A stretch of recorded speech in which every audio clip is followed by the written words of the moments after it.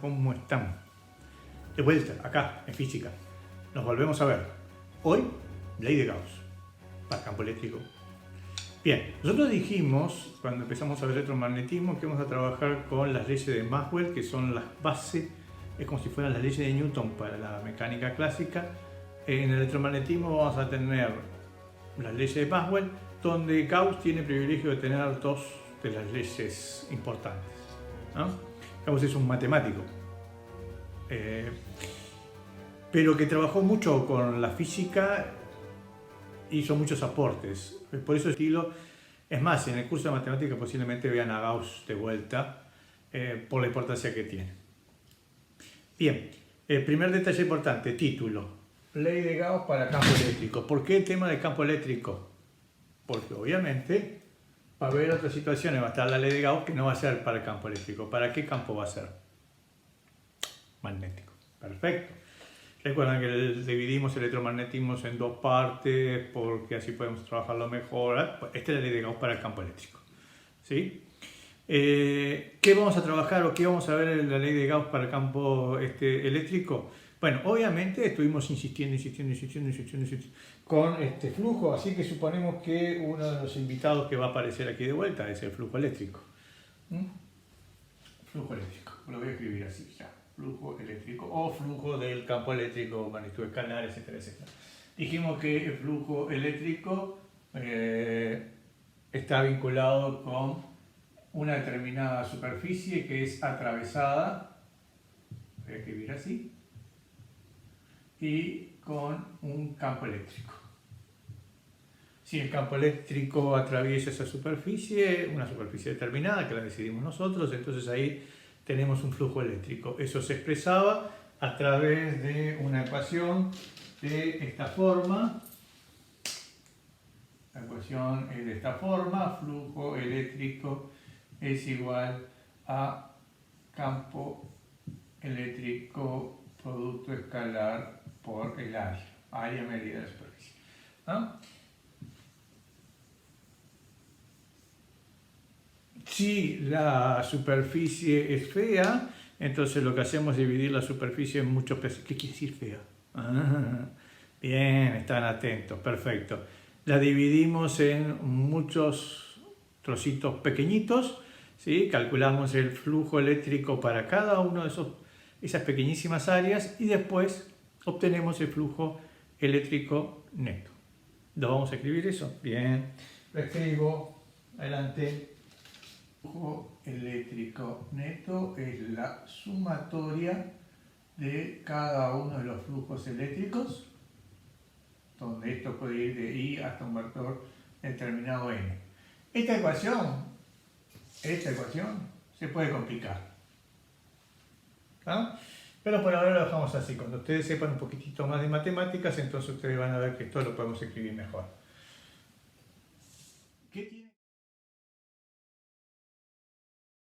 ¿Qué tiene que ver la ley de Gauss con todo esto? Ley de Gauss con todo esto. La ley de Gauss me plantea ley de Gauss para el campo eléctrico, obviamente, ¿no? Me plantea el vínculo entre el flujo eléctrico con la carga neta, o sea, entre este y este. Pero antes de seguir con la ley de Gauss, es importante poner ciertas condiciones de marco. O sea, si no se cumplen estas condiciones, entonces no se puede hablar de la ley de Gauss. ¿Qué quiere decir eso? La ley de Gauss solo se cumple si la superficie que estemos considerando para calcular el flujo es cerrada. Ahora verán por qué estuvimos insistiendo con el tema de que sean superficies cerradas. Superficie cerrada. ¿Quién define un volumen?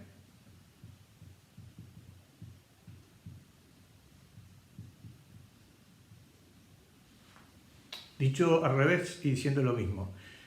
Yo tengo un volumen, una pelota.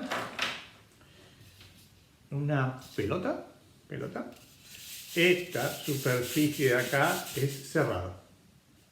¿Ah? ¿Sí? ¿Sí? Bien. Sigo un poco más. Entonces, ley de Gauss, Para el campo eléctrico, primera condición, una superficie cerrada. Obviamente, esta superficie cerrada puede ser muy fea.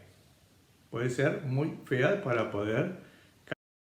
Una cosa así. Horrible.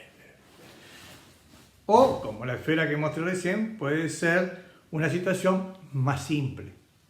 Bien, entonces, nosotros en este curso, Física, sexto año, vamos a trabajar con un volumen que sea simple, conocido, esferas, cilindros, prismas, cubos, cosas que la maestra nos enseñó con mucho ahínco durante mucho tiempo de cómo se podía calcular la superficie si nos interesaba averiguarlo, ¿verdad? Obviamente, si ustedes observan, ese carácter simple también está unido al tema de que tiene cierta simetría.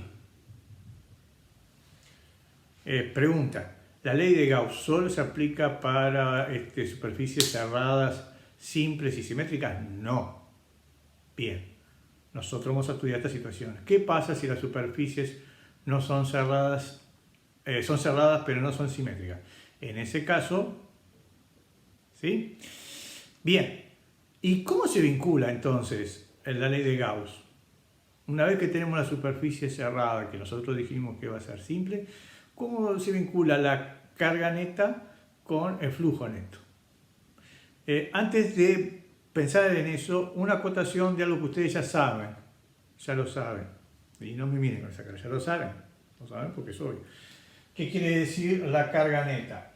Obviamente, carga neta es la suma de todas las cargas.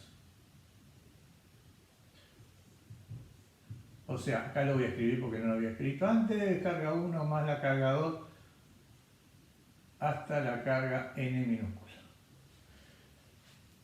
¿Qué tipo de magnitud es la carga eléctrica? Escalar, perfecto, igual que flujo eléctrico. Entonces, ¿qué cuidado tengo que tener hacer la suma? Que van a aparecer valores positivos y negativos, lo sumo como corresponde, ¿sí? Cuidando el signo, la suma como si fueran los números. Bien, obviamente esta es la carga neta dentro de la superficie cerrada. Si son cargas netas, o sea, estas son cargas fuera de la superficie cerrada, no lo vamos a considerar. Estas son las cargas que se encuentran dentro de la superficie cerrada. ¿Tienen que estar todas apretaditas? No. ¿Tienen que estar todas juntas? No. ¿Tienen que estar todas en un mismo lugar? No. Tienen que estar dentro de la superficie cerrada. ¿En qué lugar? No importa. Fíjense en qué interesante, ¿no? Qué simplificación. ¿Qué es lo que plantea Gauss?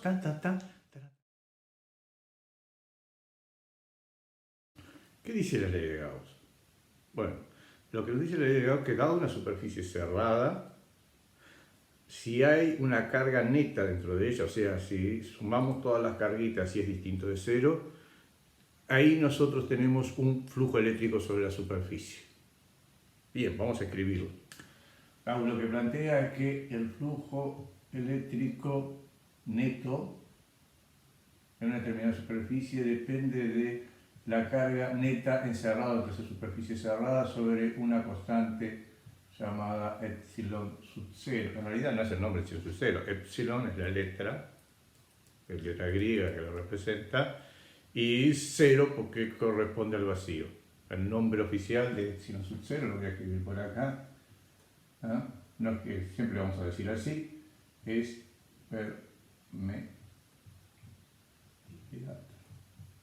permitividad en el vacío.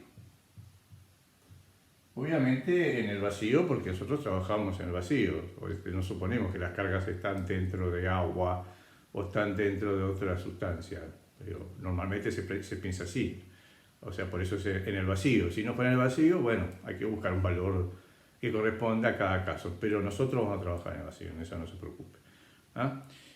Vamos a ver la ecuación. ¿Qué me está diciendo esta ecuación? Esta que está aquí. El primer detalle que me está diciendo esta ecuación, a tener en cuenta, voy a borrar esta si me concentro en la ecuación, que es lo que a mí me interesa en principio, es que me está vinculando dos magnitudes, la carga neta y el flujo eléctrico neto. Elemento a considerar: el flujo eléctrico neto es una magnitud escalar, la carga neta, por lo que vimos, es una magnitud escalar, ¿sí? Y esto es una determinada constante que no es una magnitud física. Obviamente una magnitud escalar sobre una constante lo que nos da es otra magnitud escalar, lo cual esto nos muestra que hay cierta coherencia. Lo siguiente que esto me está mostrando es que en definitiva entre el flujo eléctrico y la carga neta hay una constante. ¿Por qué es importante esta constante? ¿Por qué es importante esta constante? Porque si no estuviese esa constante, ¿qué pasaría? Implicaría de que el flujo eléctrico tendría que ser igual a la carga neta. Por eso es necesario poner esa constante. Este es un detalle secundario. Un detalle que creo yo que es mucho más importante. Lo que me está indicando esto de alguna forma, esta expresión, es que hay como una relación de tipo directamente proporcional. ¿Qué quiere decir eso? Si nosotros dentro de la misma superficie cerrada aumentamos al doble la cantidad de carga neta, no la cantidad de número de cargas, sino la carga neta dentro de esa superficie cerrada, el flujo eléctrico de su superficie va a aumentar también al doble. En definitiva, hay una relación del tipo directamente proporcional. ¿Cómo se escribe eso? Flujo eléctrico neto directamente, este es el símbolo directamente proporcional, es la letra alfa, ¿sí? A la carga neta. Lo voy a escribir para que nos quede claro. Directamente proporcional.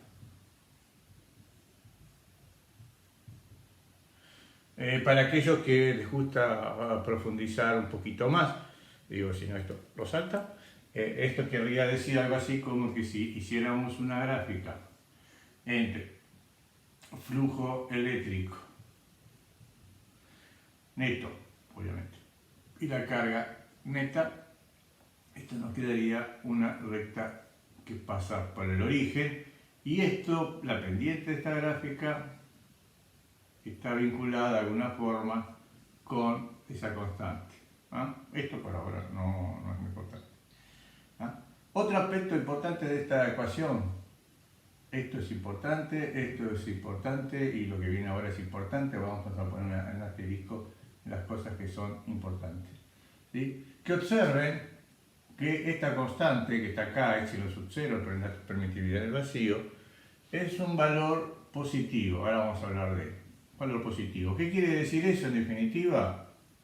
Que si la carga neta es mayor que 0, el resultado de esta cuenta todo es positiva. Por lo tanto, el flujo eléctrico neto también es positivo. Si la carga neta es igual a 0, el flujo eléctrico neto también es igual a 0. Y si la carga neta es menor que 0, está de más decir que el flujo eléctrico neto también es menor que 0. Obviamente estas cosas no hay que aprendérselas, simplemente la ecuación. Otro detalle importante, si yo hago los cálculos y resulta que el flujo eléctrico neto me da positivo, eso quiere decir que la carga neta que está dentro de esa superficie cerrada también es positiva. O sea que esto es inverso. Traducido al castellano, la carga neta y el flujo eléctrico neto, cuando se aplica la ley de Gauss para campo eléctrico, tiene igual signo. A ver si se entiende lo que estamos diciendo acá para que ustedes vean cuál simple es la historia, digo, que nos simplifica todo. Nosotros trabajamos con esta situación. ¿Se acuerdan de esta situación? Lo vimos en el video pasado. Dijimos nosotros en esta situación que está aquí, este cuerpito, ¿sí? Le calculamos el flujo eléctrico en la cara superior, en la inferior, adelante, atrás, ¿sí? Y a partir de ahí pudimos calcular el flujo eléctrico neto. ¿Cuánto nos dio? 0. Bien. Pero observen que si hubiésemos sabido la ley de Gauss en ese momento, decíamos, la pregunta que debemos hacer nosotros es, primero, ¿es una superficie cerrada? Respuesta, sí, bien. ¿Hay carga neta dentro de esa superficie cerrada? La respuesta es no. Entonces el flujo eléctrico es nulo, 0, no hay. No hay que hacer más cálculos. Ya está, se terminó la historia. Fíjense que es mucho más simple. Obviamente, por un método o por otro método, más fácil o más difícil, eso es lo mismo, no hay ninguna diferencia, tendría que dar igual. Pero sin lugar a dudas, en este planteo por lo menos, resulta que es más sencillo esto. Observen una cosa, si yo tuviese que calcular el flujo eléctrico, no de este prisma que es bastante simple, sino de este cuerpito que está acá, que lo voy a poner aquí. ¿Sí? Un cuerpito feo, no sé, imaginen lo que quieran imaginar. ¿Sí? Un cuerpito está aquí. A pesar de que hay líneas de campo eléctrico que entran y líneas de campo eléctrico que salen, yo ya puedo afirmar de que el flujo eléctrico aquí es nulo porque no hay una carga neta dentro del mismo. Superficie fea. ¿Se podría calcular por la definición? Obviamente se puede calcular por la definición. ¿Se puede calcular por la definición? Sí, pero es mucho más simple aplicar la ley de Gauss en este caso. Y así sucesivamente. Nosotros vamos a plantear diferentes situaciones y vamos a ver cómo lo resolvemos. Por ejemplo, les planteo esto. Supongamos que esto es un cuerpo que está cargado eléctricamente, positivo, de tanto, 4 microcoulomb, ¿sí? Y resulta que está dentro de esta superficie cerrada. Yo podría trazar todas las líneas de campo eléctrico que corresponde a este cuerpito en ese cuento ubicado. Podría de alguna forma calcular cuánto vale el flujo en esta cara, en esta cara, en esta cara. Podría hacer todo eso, pero no es necesario. Paulo lo que dice en forma muy simple es, ¿cuánto me dijiste que era? 4,0 microcoulomb. ¿Sí? Yo te voy a decir rápidamente cuánto es el flujo eléctrico. ¿Por qué hago esta cuenta? ¿Y por qué puedo hacer esta cuenta? Porque la superficie es cerrada. ¿Está? ¿Se entiende todo eso? Muy bien. Después nosotros vamos a hacer problemas, obviamente, donde vamos a ver todas estas situaciones. Es más, vamos a ver situaciones que nos muestran lo favorable de utilizar la ley de Gauss para hacer los cálculos de flujo eléctrico. Y ahí está unido a otra pregunta que es interesante. ¿Sí? Esta ecuación que está aquí me habla de, porque el flujo eléctrico sabemos que está vinculado con el campo eléctrico y la superficie que es atravesada por esas líneas de campo eléctrico. Pero esta ecuación plantea eso no directamente. ¿La podemos vincular? Es lo que vamos a ver en los próximos videos, cómo vincularlo. Me voy a detener un poquitito en esta constante que se llama permitividad en el vacío, pero es medio larga y complicada. En realidad es permitividad eléctrica en el vacío. Es medio largo y complicado decirlo. Por lo general todos los estudiantes lo conocen como epsilon sub 0. Primer detalle importante. Yo ahora voy a escribir el valor, pero no es importante saberlo, porque cualquier escrito, prueba o actividad que hagamos nosotros, el valor es un dato que se da. El estudiante no tiene que saberlo de memoria. Después lo van a aprender por un tema de uso, digámoslo así. Esta constante permitividad en el vacío, permitividad eléctrica en el vacío, como decía yo, ¿sí? Es una constante positiva, ya lo dijimos, es una constante fundamental dentro de la física y esencial dentro del electromagnetismo. Nosotros vamos a ver que se va a conectar con otra constante vinculada con el magnetismo, esta es eléctrica con la del magnetismo, y a su vez esas dos magnitudes, esas dos constantes van a estar vinculadas con una de las magnitudes físicas más importantes de toda la historia, especialmente para la relatividad, que es la velocidad de la luz. Ya lo planteo aquí, epsilon sub 0 con otra constante que después vamos a aprender, se vincula con la velocidad de la luz. La velocidad de la luz, la letra que se le da es c. Cuando ustedes ven la ecuación que dice EmC cuadrado, la c que aparece ahí es la velocidad de la luz en el vacío. Es una de las constantes más importantes de la física. Bien. Por ejemplo, ¿podríamos deducir cómo obtener el valor de epsilon sub 0? Sí, una forma es despejarlo de esta ecuación. Si yo despejo de aquí, me queda que epsilon sub 0 es carga neta sobre flujo eléctrico neto. Nosotros no lo vamos a hacer porque es una constante que ya les reitero, voy a dar ya el dato. Su valor es 8,85, 8,9 si quieren trabajar, por 10 a la menos 12. Y ahora vamos a ver las unidades, pero las unidades, ahora vamos a ver cómo se deducen. Es coulomb cuadrado, newton, metro cuadrado. ¿Cómo se pueden deducir las unidades? Bueno, sabiendo la ecuación, una de las formas simples de poder obtener las unidades es ¿qué sucede aquí? Si nosotros pensamos, epsilon sub 0 es igual carga neta sobre flujo eléctrico neto, y aquí vamos a escribir las unidades. ¿Sí? Carga neta es coulomb. de flujo eléctrico neto, lo aprendimos en el video anterior, ¿sí? Era Newton sobre Coulomb porque era el campo eléctrico por metro cuadrado. El Coulomb, como está dividiendo, pasa multiplicando, entonces queda Coulomb cuadrado, Newton metro cuadrado. Esto en realidad es simplemente para que ustedes vean que las unidades se pueden deducir a partir de las ecuaciones, pero que no es lo importante ni nada por el estilo en este momento, digo, porque se las voy a dar yo, por eso no es importante. Pero nos va a pasar para otras magnitudes que nos vamos a poner en duda de cómo se obtienen las unidades, como ya lo hemos hecho, y nos vamos a encontrar de que, bueno, si sabemos las unidades de las otras magnitudes que aparecen en la vuelta, lo podemos deducir. ¿Ah? ¿De acuerdo? O sea, hay que pensar eso. El tema de las dimensiones es una parte muy importante de la física. ¿Qué más les podría decir? Obviamente, no es ni una magnitud ni escalar ni vectorial. No es una magnitud, por eso que podemos hacer esto que estamos escribiendo acá. Es una constante, ¿no? La pregunta que nos vamos a hacer muchas veces,